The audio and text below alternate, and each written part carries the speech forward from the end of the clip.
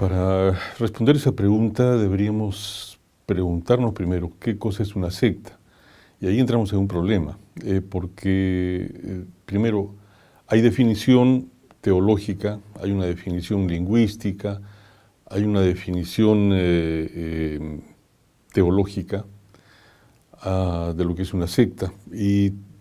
Pero este tipo de definiciones no nos llevan a ninguna parte, no son prácticas, no son científicas. Hay definiciones también políticas de qué es una secta, sociológicas, psicológicas, psiquiátricas, médicas. Entonces, cada una de ellas tiene una diferente acepción, nos van a llevar a diferentes conclusiones. Yo me quedo por mi formación médica en lo que es una definición médica de lo que es una secta. Y básicamente lo que es una secta es una organización totalitaria que realiza el lavado de cerebro.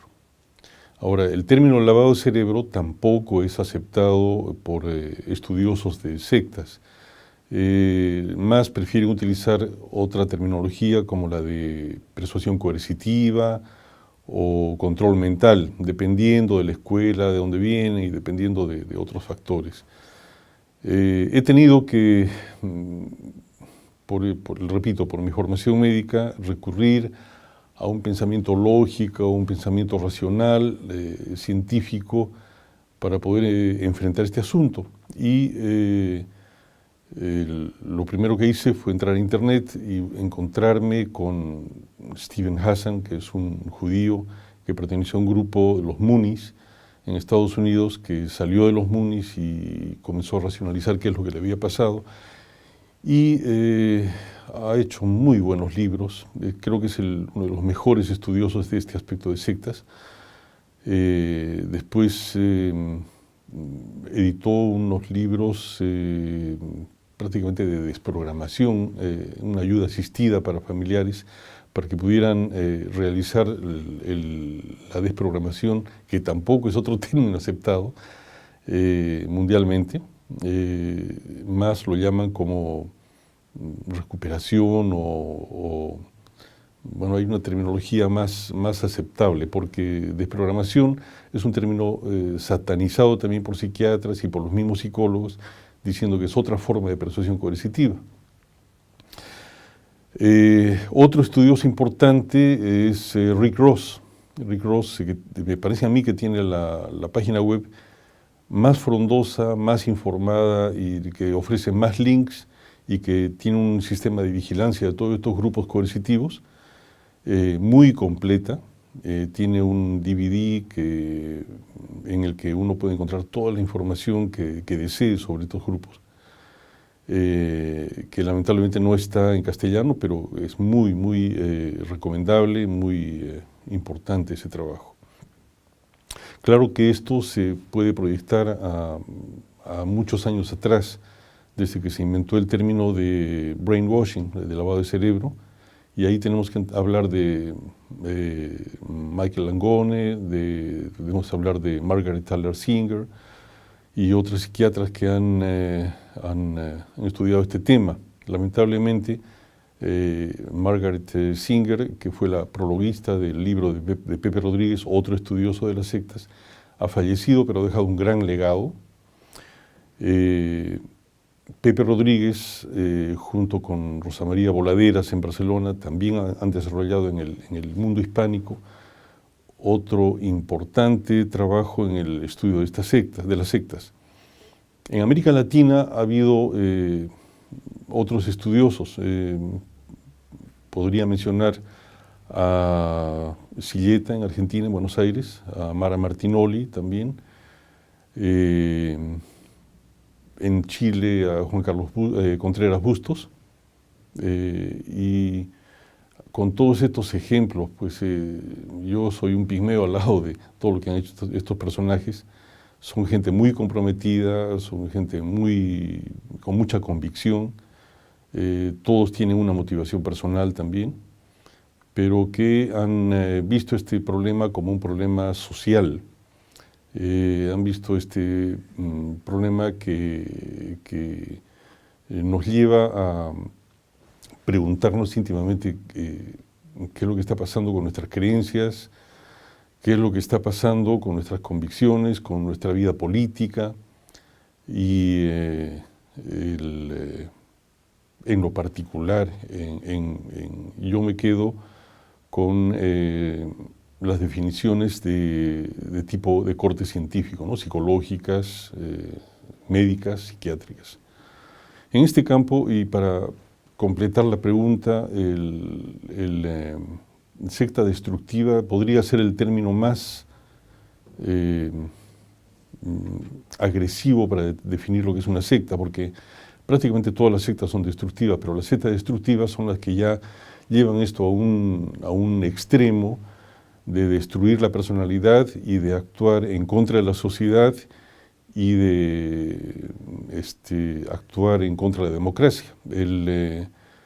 Las sectas en sí son grupos delictivos, son grupos que no respetan la organización social, son grupos separatistas, son grupos que producen alteraciones psiquiátricas, son grupos que producen alteraciones mentales muchas veces irreversibles y que incluso pueden llegar a la muerte o al suicidio. Entonces, este término de secta destructiva fue elaborado por Pepe Rodríguez y después fue incorporado en los 13 puntos que consideraba el gobierno de Bélgica, un grupo de estudios de sectas en Bélgica, que también hizo eco de estas investigaciones.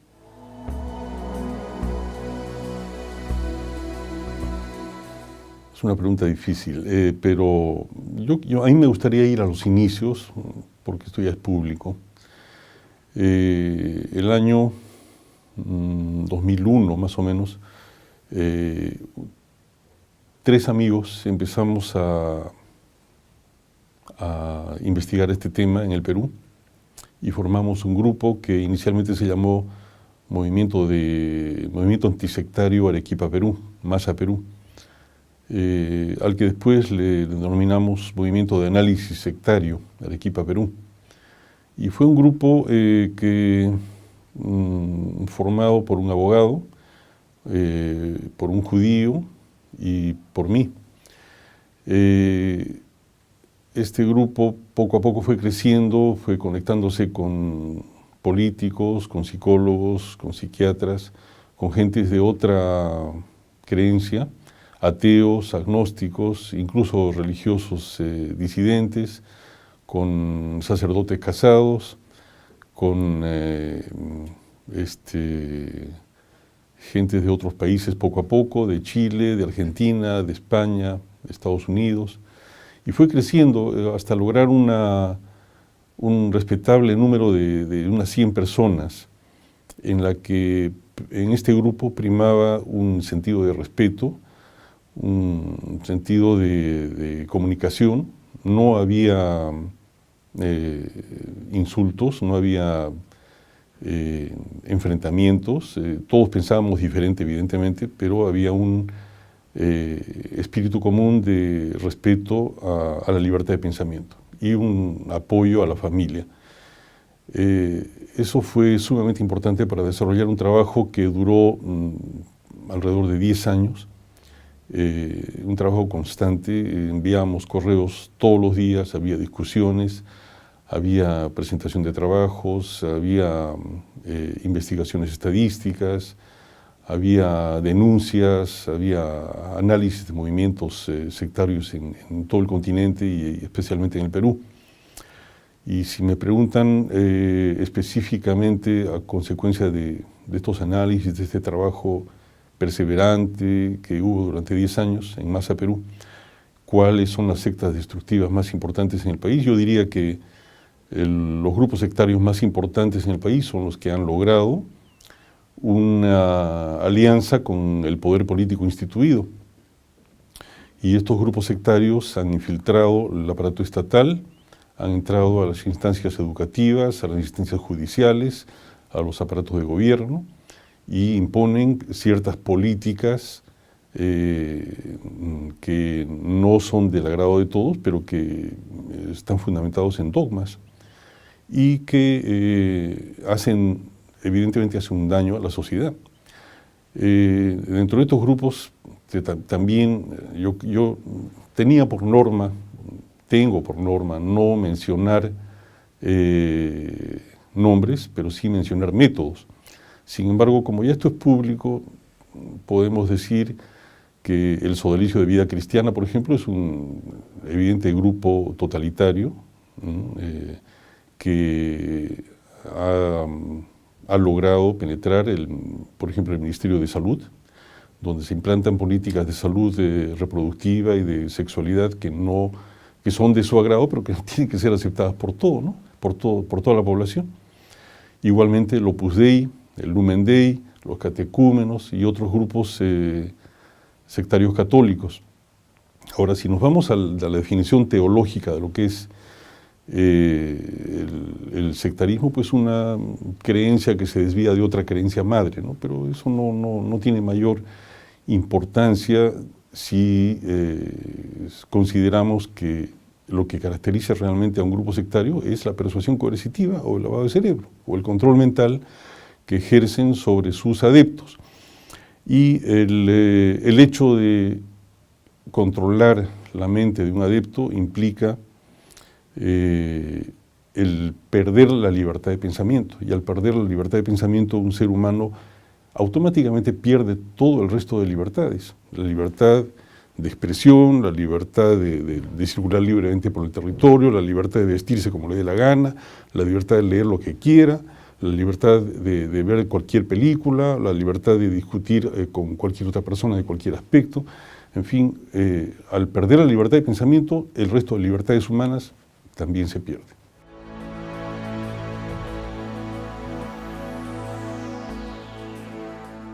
La sexualidad es muy manejada en grupos sectarios y de diferentes maneras. Puede ser impuesta como celibato, pero también puede ser impuesta como un atractivo para conseguir más adeptos. Es fundamental en la Iglesia Católica, por ejemplo, la utilización, el dominio de la sexualidad en la mujer. Y es muy importante para cualquier grupo sectario el tener más niños sectarios.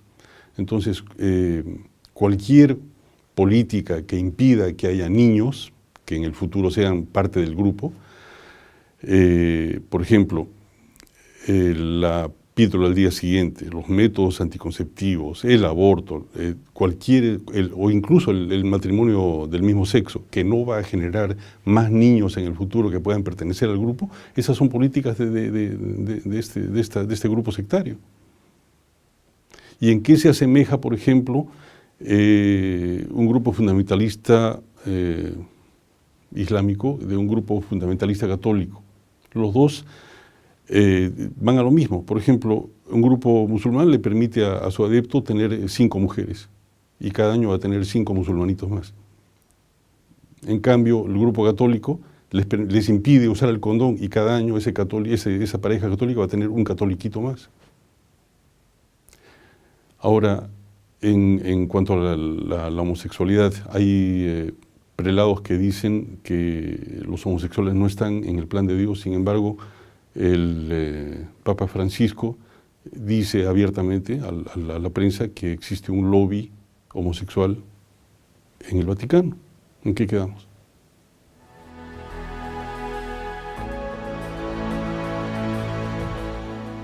Desde un principio, esa fue la pregunta también que nos hicimos en Masa Perú, ¿qué debemos hacer para prevenir esta situación? Y la respuesta es: la mejor manera de prevenir el sectarismo es la información. Si uno está informado de lo que está pasando, informado de qué significa una religión, de qué significan las creencias, de qué significa la persuasión coercitiva, de saber si existe o no existe el lavado de cerebro, porque uno piensa que el lavado de cerebro, y yo lo pensé hasta bien entrado en añitos, pensé que el lavado de cerebro no existía, hasta que se me vino la catarata encima, ¿no? Entonces, definitivamente sí hay métodos de lavado de cerebro, existe, tenemos que estar informados, porque si no estamos informados, nos vamos a meter en problemas. Así como dicen que si tú no te metes en política, la política se mete contigo, si tú no te metes en religión, la religión se mete contigo. Así que tenemos que estar informados de qué es lo que puede pasar. No, yo por lo pronto, yo creo que un ateo, por ejemplo, o un libre pensador, o cualquier persona crítica, probablemente lea más la Biblia que un católico o que cualquier creyente, y sabe más de las Escrituras que cualquier religioso, ¿no? Porque lo vemos desde un punto de vista crítico y lo podemos enfrentar y debatir. Y podemos rebatir puntos religiosos. Entonces, me parece que la principal forma de prevenir el daño de una secta destructiva es con la información.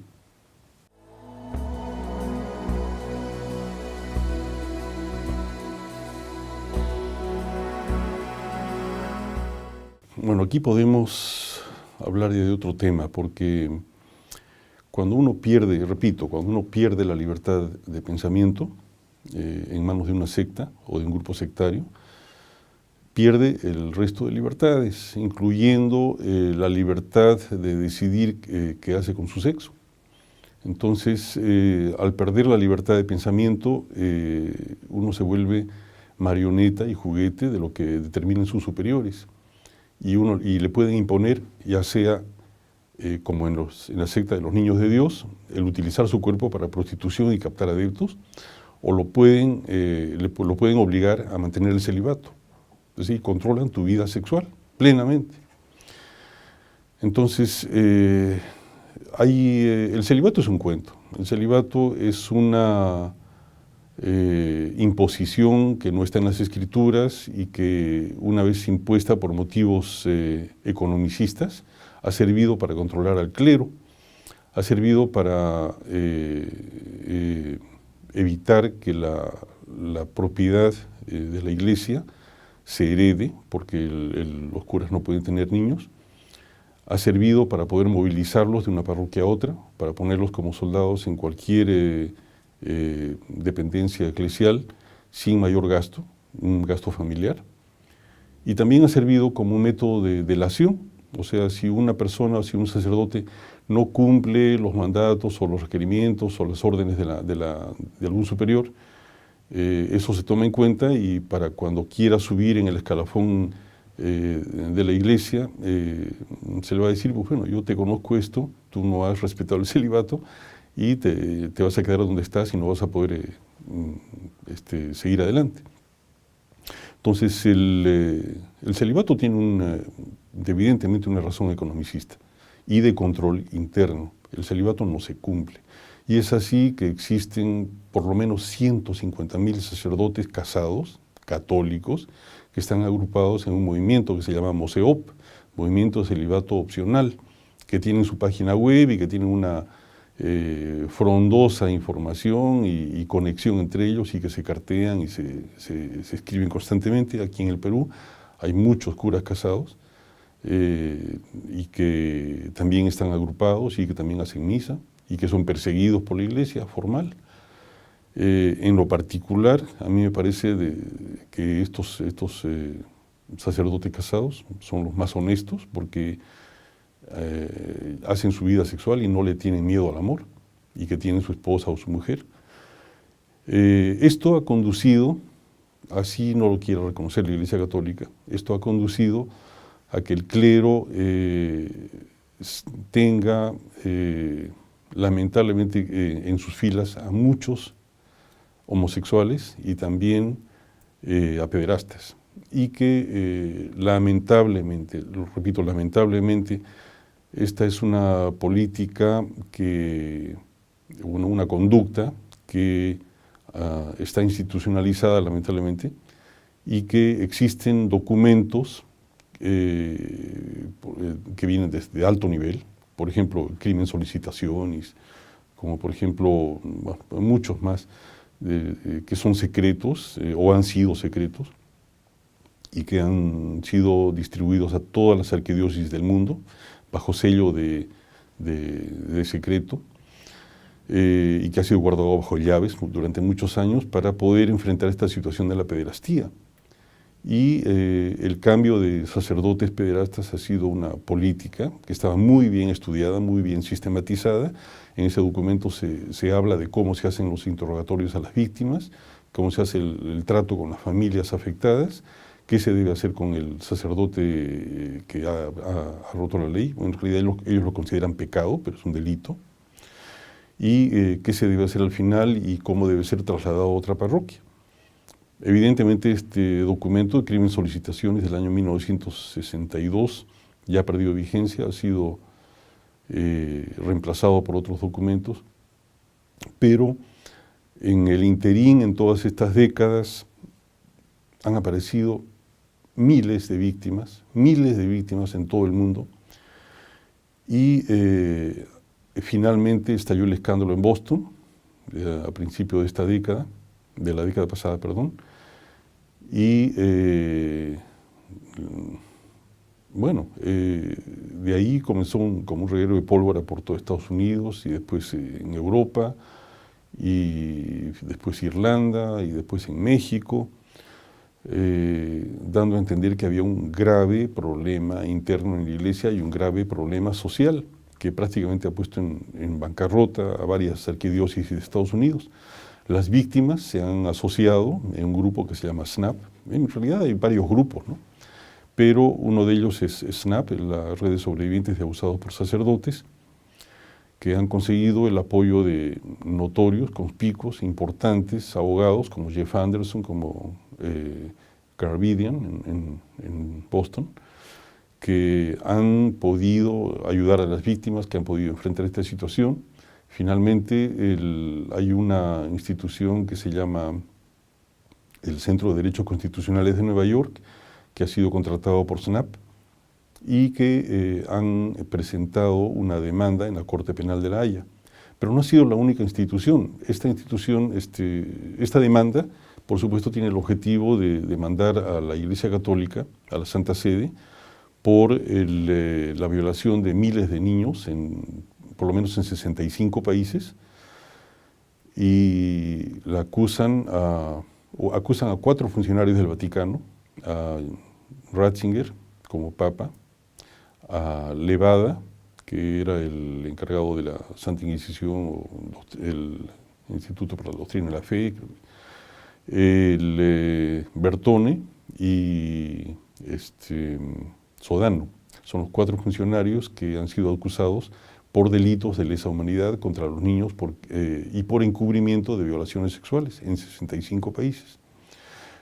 Repito, la demanda presentada por SNAP y el Centro de Derechos Constitucionales de Nueva York no ha sido la única. Ha habido otra institución en Bruselas, creo que es un centro de derecho consuetudinario, que también ha presentado otra demanda. Ha habido otro intento de 2 abogados alemanes que también han presentado otra demanda. Lo han acusado al Papa por delitos contra la humanidad, a Ratzinger específicamente, y a Juan Pablo II por encubrimiento. Y finalmente el intento de Richard Dawkins en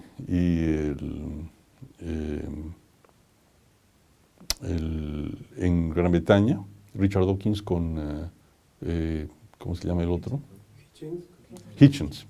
Sí, Hitchens y Dawkins presentaron una demanda, o intentaron presentar una demanda para detener a Ratzinger cuando visitaba Londres.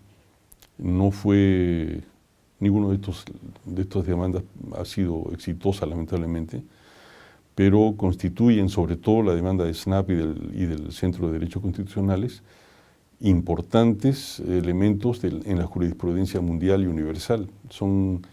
Este intento ha sido muy sistematizado, muy organizado. Se han presentado 16.000 folios en la demanda, que incluyen informes estatales, por ejemplo los de Irlanda, informes como los de Estados Unidos también, están incluidos el Ferns, están incluidos el Murphy, un montón de estudios importantes que son inobjetables, y que pues, tal vez por artilugios jurídicos no los acepten en la Corte Penal de La Haya, pero que ahí están y que son inobjetables.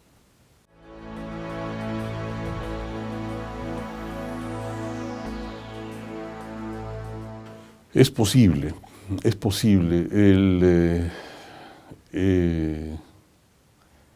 Hay libros, sobre todo el de los Batilix, que ha salido hace muy poco y que ya existe en una versión castellana, en los que se menciona que se han filtrado documentos tanto de las actividades de la Banca Vaticana como de encubrimientos a pederastas, sobre todo en el caso de México a Maciel. En el caso del Tribunal de Derecho Consuetudinario de Bruselas, ellos han publicado algunos videos y han sacado algunos documentos en los que ellos mencionan que se le hizo llegar una demanda a Ratzinger y que a los 6 días él presentó su dimisión y que, esto me parece que fue en febrero, y que pocos días antes de dejar el papado, tuvo una entrevista con el presidente de Italia, Ratzinger, para pedirle inmunidad. Y lo lógico era que Ratzinger fuera a radicar y pasar sus últimos días en Alemania, pero no, ha preferido quedarse en los recintos del Vaticano y preservar de esa manera su inmunidad.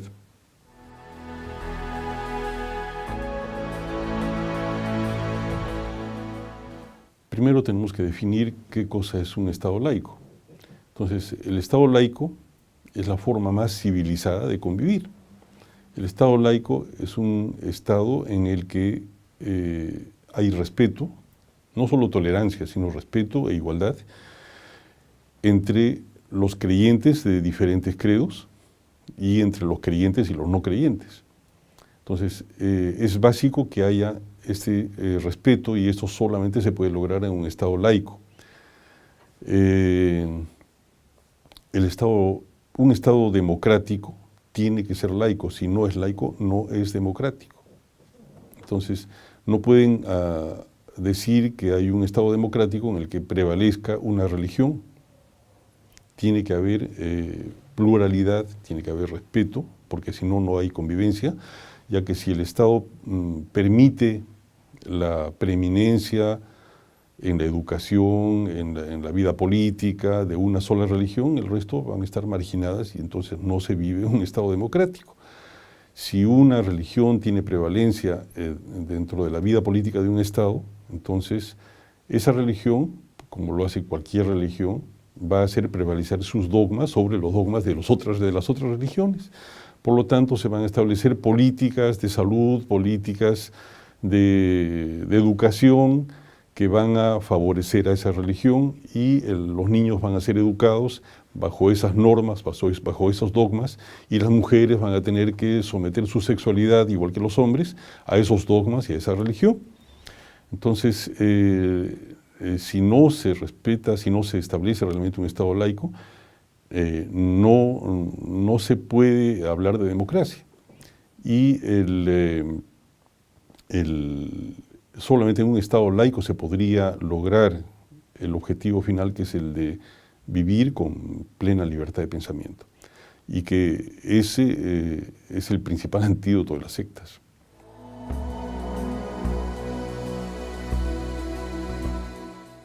Hay, según Blancarte, hay un término que se llama laicidad y otro término que se llama laicismo.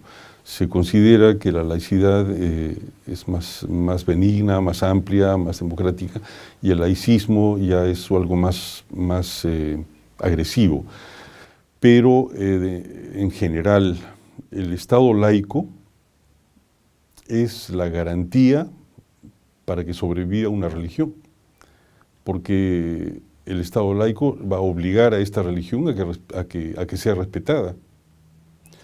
Entonces, en un Estado laico no va a haber persecución, no puede haber persecución, lo único que puede haber es respeto Y eso tiene que metérselo bien a la cabeza a los religiosos, ¿no? Y el caso más emblemático, por lo menos el último que ha habido, es el de Concitec, en el que prácticamente han lapidado a la directora de Concitec, diciéndole que había establecido un decreto, que había dado unas normas, que había perseguido, cuando lo único que ha habido es un mail en que se solicitaba el retiro de emblemas religiosos.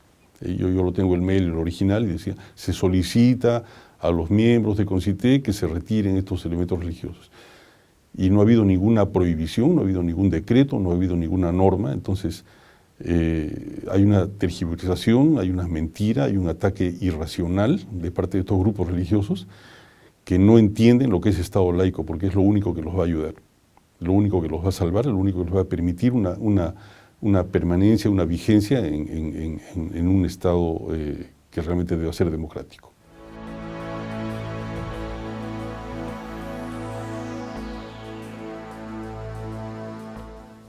Esa probablemente sea la pregunta más difícil, porque esto exige, para llegar a un Estado laico, se exige educación, se exige racionalidad, se exige educación, se exige un conocimiento amplio, se exige tolerancia.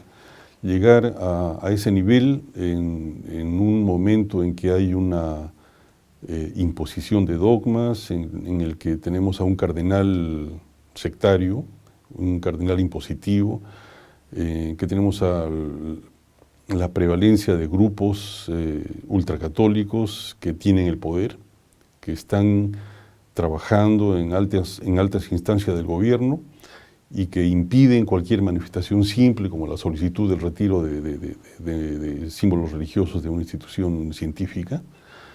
Es algo bien complicado. Yo veo que estos grupos actualmente tienen el poder, actualmente tienen privilegios y no van a dejar el poder. Así de sencillo, no lo van a dejar. Esto, lamentablemente, así como ha pasado en México o como ha pasado en Francia, esto va a costar sangre. Y no van a dejar sus privilegios tan fácilmente.